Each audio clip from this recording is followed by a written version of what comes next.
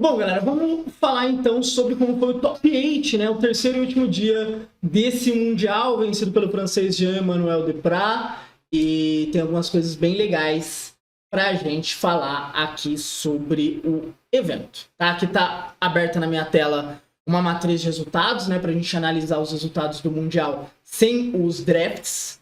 Mas a gente vai falar como foi esse Top 8, como foi o ambiente desse torneio e o que eu espero para daqui para frente, né, do Standard. Lembrando, a gente tem na primeira semana de novembro o Ixalan, então o metagame que a gente vai falar vai ficar mais ou menos uns 45 dias.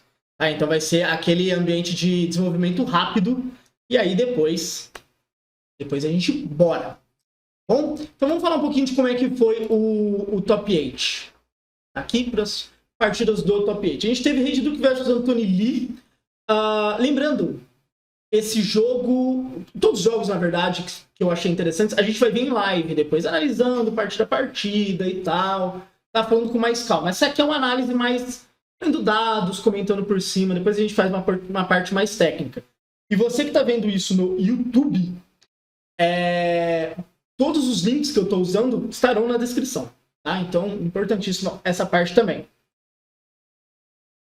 Bom, Rage Duke vs Anthony Lee, acho que foi uma das surpresas. Todo mundo esperava um atropelo do Rage Duke e o Anthony Lee simplesmente virou um jogo espetacular em cima do Rage Duke. Foram jogos bem atípicos, tá? A Liliana ficou muito tempo sem ser respondida, não é normal isso acontecer. E ela acaba sendo MVP, né? Principalmente quando ela tem uma pressão. Liliana com Duris, principalmente, né? Então você faz o Duris, tira o ramp, tira uma resposta, aí fica aquele jogo mais justo, onde a Liliana vai moendo a mão do adversário, mas foi um resultado que realmente impressionou.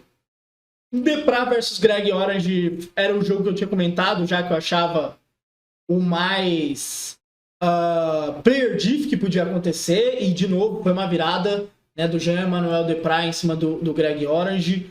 Bons jogos, esses jogos vão ser muito bons de analisar.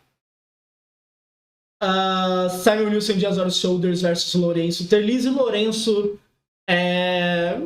estava no primeiro top 8 dele. Essa match acho que nem deu pra gente analisar muito bem, porque o que a gente pode falar dessa match aqui? A versão que a galera do Lourenço estava usando é o Esper Mid mais tradicional, no sentido de que ele não era de ficar passando aberto, então ele propunha muito o jogo na mesa. Tá aqui, ó, tem Sheldred, que foi muito parecido com uma versão com uma galera que tava usando... fugiu o nome agora da palavra. Edgar Markov. Então, assim, era uma proposta um pouco mais no chão. A versão mais Esper Mid-Range, que os japoneses estavam usando com 4 virtudes, para mim era muito superior. Tá? A galera que jogou com essa versão mais tradicional defendeu, falou que contra o resto do field era muito boa. Inclusive tinha uma versão, né, que os americanos estavam usando, que tinha Void Hand, tinha Farewell Side e tal. Mas eu gostei muito mais da versão dos japoneses aqui. Isso conta também dessa partida, que foi um atropelo total do Simon Nilsson. Foi o primeiro jogo do dia, durou minutos a partida. Minutos. E Kazumi Kozaka versus Billy Edel. A gente viu só o Game 4, que o Billy perdeu. Mas assim, o brother ali falou no chat, né? Pô, que o ramp estaria ruim, né? E tal, pra esse top 8, pelo menos. Cara, ramp foi um ótimo deck pro torneio. Inclusive, tá tendo, no momento que eu tô gravando esse vídeo, um Super Qualifier, que é no formato Standard, lá no mall. E o ramp foi muito bem. Então, é um deck muito bom e é um deck muito adaptável. Ele tem listas que diminuem o número de ramps e aumenta o número de interações, mas ainda é um baita deck, ainda fica tipo um 5 color, que tem Leyline Bind, a tech de usar o pé de feijão foi muito boa. Eu considero o deck muito bom. Vai perguntar assim, pô, Rodar, então você vai jogar bastante com esse deck, né? Você já fez conteúdo dele, tem na liga, acho que 2 artigos meus sobre ramp e tal. Eu sou mais animado com o Esper, mas daí eu vou explicar um pouquinho mais pra frente. Mas dos jogos que a gente viu, então, passou aqui o Anthony Lee, Deprat, Simon Nilsson e o Kazuo Kozaka. Quando fecha esse resultado, o Simon Nilsson, ele se sagra Player of the Year. E assim, cara, um ano espetacular do Simon. O Simon até falou na transmissão, né, que por pouco esse ano não acaba para ele, porque no primeiro Pro Tour da temporada, que era Pioneer, ele tava de Auras, e ele falou, pô, o deck é bom, Só que se o oponente tiver muita remoção, assim, spot removal, você perde. Pegou um Fênix, que é um deck lotado de remoção, o oponente não soltou as remoções, ele tava 3-4, ele não podia perder mais naquele Pro Tour, ganhou, fez Day 2, no Day 2 ele fez 9 vitórias, pegou vaga pro próximo Pro Tour, aí foi top 8, top 8, top 8. Então, detalhes. Às vezes o que separa a gente de um Player of the Year são esses pequenos detalhes. Então, é muito disso e parabéns pro Simon Nielsen. Realmente um resultado muito, muito bom. Passando, para as partidas do top 4, a gente teve o Anthony Lee contra o Depra. O Depra atropelou o Anthony Lee. E aqui, de novo, eu não acho que foi uma questão de matches. Eu gosto da match do Golgari mid-range contra o Esper Legends. Era uma das matches que eu gostava muito de jogar com o Golgari. Mas o Jean Manuel Depra jogou muito bem todas as partidas. Outras partidas que provavelmente a gente vai analisar em live. Mas o caminho assim bom do Depra aqui.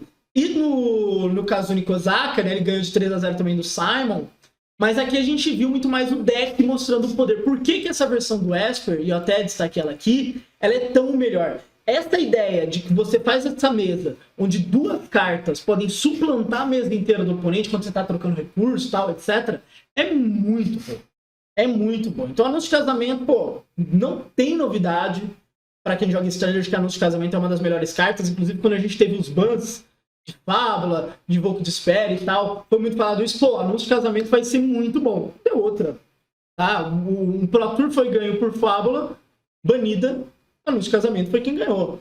Então, assim, e a Virtude, para mim, foi a grande carta da edição, né, de Eldraine para esse Mundial. Isso não foi basicamente uma das cartas do evento. Assim, tudo bem que não foi quem ganhou o evento, né? Foi o Depra com outro deck.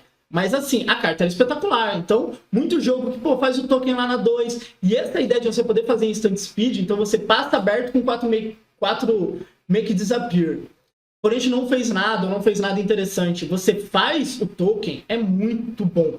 Inclusive, o Simon falou que o Handshake, quando foi atrás dos Soldiers, que ele até definiu, é meio que um deck combo, né? Porque você vai fazendo um monte de coisinha e você faz um payoff grande e mata seu oponente. Né?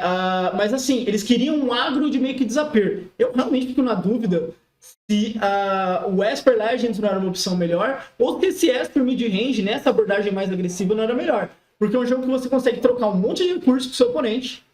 Aí você fez o token lá na 2, faz um anúncio na 3, lá na frente, às vezes pro jogo 8. Você faz uma virtude, passa pra cima do seu oponente. A carta foi realmente impressionante demais. Então, assim, bom destaque para essa lista de Esper Mid. Foi um dos grandes decks para esse torneio. Já a gente vai ver com a matriz de resultados. Tá? Mas vamos falar da final. A final foi um atropelo do Depra. Assim, o deck abandonou o Kazu, né? Se a gente for ver com calma. Mas a lista do Depra é muito boa, né? Então, que nem eu falei, acho que no primeiro dia era esperado que Ramp fosse um deck popular para esse evento. Então, decks que ganham de Ramp poderiam acompanhar essa popularidade. Provavelmente esse foi o motivo de muita gente ter vindo de jogar de Mono Red. E o deck foi muito mal. Mas assim, o Depra veio então com uma lista com 4 Sheoldred, bastante, mas o Skrelv do Sheoldred é uma carta muito mais interessante, tá? Ela é uma carta que ela só é uma carta boa, ela não é uma carta que faz o ambiente correr em volta dela. Então, que nem o Brother falou, tem que banir o Sheoldred. Não, calma, Jorge, calma. Torcedores, calma. Não é pra tudo isso. Mas assim, é um deck agro que ganha de ramp com uma certa facilidade. Raffine foi espetacular. Acho que a carta do torneio, no geral, foi Raffine. A gente viu muitas mãos horríveis melhorarem por causa de Raffine. Então, tem um monte de coisinha na mesa, o meu jogo não vai desenvolver. Bate com Raffine, compra um monte, troca a mão e bora, né? Esse deck também tem uma utilidade dos terrenos muito boa. A Plaza of Heroes jogou muito bem no torneio inteiro. Então, bom resultado para esse deck. Nem estava tanto entre os mais jogados. Acho que era o 6º deck mais jogado. Alguma coisa assim, tá? Se a gente for falar um pouco sobre a matriz dos resultados, né? Quem acompanha a live sabe que eu gosto bastante dessas matrizes de resultado. Vou até pegar um jeito que eu vou dar um zoom melhor nela. E aí fica a bala pra gente analisar um pouco melhor. Eu zoom demais. Mas, ó, quando vamos falar dos resultados aqui, eu gosto muito de pegar quando tem muitos jogos, que nem Band Control 7-1. Esse foi o resultado do Greg Orange. Eu não considero muito bom de analisar, o do Simic Caldron também, 2. Então, são poucos jogos, sabe? Tem muita coisa que pode ter acontecido. Agora, Esper Mid-Range com 58,7%, sendo o deck mais jogado, é o deck mais jogado com quase 60% de win rate, tá? Então a gente sabe que esse deck é muito bom. Domain Ramp foi o terceiro deck mais jogado, 56,5%, alto também. Surpresas, Mono White Human, 56,6% com 32 jogos. 32 já é um tanto que a gente pode ver. Pode ser que esse deck esteja correndo por fora e a gente não tá vendo, tá? Tem que ficar de olho nele. O Azaro Soldiers fez um 9-7 aqui, mas tem que lembrar desse 9-7. Boa parte dessas vitórias foi do Simon, então, na verdade, o deck foi muito mal. Aí deixa eu ver mais alguém que teve bastante popularidade. Golgari Mid-Range, 20-20, 50%. Nada muito impressionante. Esper Control 12-13, foi mal. Esper Legends não foi bem. Não foi bem. Tipo, apesar dos pesares, não foi bem. A invasão a falar aqui. Mono Red, 40% de win rate, 15-22. Péssimos números do Mono Red. Péssimo. Realmente. É pra esquecer. Raptors Animator, 35%. Era um deck que eu tava de olho pra ver se ele ia surpreender. E aparentemente foi muito mal. Mas assim, Esper Mid e Domain Ramp, muito bem. Falando um pouco do que eu espero pro ambiente, tá? Porque assim, esses números que eu tô vendo, vocês estão vendo, eu tô vendo, todo mundo tá vendo. Tá? Então, essa informação vai espalhar para todo mundo. É claro que vai ter a galera testando os decks de Caldro, é claro que vai. Pô, é um combo. Esse deck ganha de Domain com relativa facilidade. É um deck muito diferente, o pessoal gosta de decks diferentes. Mas eu espero muito mais Esper Mid-Range e Domain Ramp brigando. Porque o que acontece? O Esper ganha do Domain. Não entro nessa discussão. Ganha mesmo. Apesar de que o Domain tem como arrumar. Tem como colocar Trumpa dentro, trazer Tyranax e tal. Tem como dar uma complicada na match. Mas assim, o Esper ganha do Domain. Agora o Domain consegue ganhar de alguns agros até com uma facilidade, dependendo da lista. Ele ganha de outros mid-ranges muito bem. Então vai ficar aquela coisa. O Domain tenta tirar a parte do formato, bem para ele tentar liberar caminho para o Esper bate no Domain. Só que essa parte do formato que o Domain está tentando controlar, se ela vem para o Esper, aí os jogos são um pouco mais difíceis. Então, mas assim, impressionado com o deck mais jogado ter 58,7% de win rate, é uma win rate muito, muito alta. E sim, parece que Mono White Humans é um deck que merece uma atenção assim, legal. Então, vamos sentar, vamos ver o que tem de bom desse deck. Por que ele tá indo tão bem? Ele ganhou o Open do Japão? Ganhou. Mas até aí foi um corte de top 64, era mata-mata. Coisas acontecem. Agora, Mundial, 56,2%. E o Sampardia, eu lembro que ele foi muito bem com esse deck. Tem alguma coisa acontecendo muito boa. Mono White Principal Book Vendor e Virtual Loyalty parece bom mesmo, normalmente. E tem anúncio de casamento, às vezes de side também. Então, assim, talvez anúncio de casamento e Virtude Branca sejam as grandes cartas que a gente pode sair destacando, né, para esse ambiente. Assim, eu falei muito da Rafinha é muito boa. Do Domain, pô, Atrax é uma carta muito boa. Leyline Bind é uma carta muito boa. Pé de Feijão é muito bom, mas, porém, entretanto, todavia, anúncio de casamento e Virtude parecem ser cartas que a gente tem que manter o olho em cima. Lembrando, né, cartas que ficam um ano a mais para esse standard, tá? Então, se a gente tenta andar um pouco para frente do que a gente viu nesse Mundial, Esper, Mid e Domain devem pegar a primeira prateleira. Mono White Humans vai tentar fazer a graça dele, realmente está tentando brigar por um posto de principal agro. Talvez aumente um pouco a popularidade do Esper Legends, que é um agro com mais utilidade, né, mais recursos e tal. Simic Caldron, cara, é difícil falar se o deck foi golfinho, se não foi. Essa semana provavelmente vai dizer isso um pouco melhor pra gente. O torneio que tá tendo no Magic Online, nesse dia que eu tô gravando, no domingo, pode dizer alguma coisa, se o deck aparece ou não. Mas eu diria que Esper e Domain estão pegando a primeira prateleira do formato. Eu, por enquanto, estou colocando Mono White Humans numa semi-prateleira ali entre a primeira e a segunda, mas é porque eu não joguei com o deck pra bater um martelo legal. E aí depois vem outros decks, então vem o BG. Eu não acho que o Soldiers é tão ruim quanto foi nesse evento, mas, né, a gente tem algumas coisas aqui. Esse Sacrifice é bem legal, o Grixis é bacana também e tal. Mas, pra mim, esses dois decks é que estão na prateleira de cima, sendo que agora eles vão ter que um mirar no outro e vai ter que trabalhar esses detalhes um pouco melhor. O pé de feijão foi incrível. O pé de feijão foi incrível. A carta jogou maravilhosamente bem. Eu lembro que veio um Bradinho na live, acho que na quinta-feira ou na quarta-feira, falar, pô, por que. Foi na quinta-feira.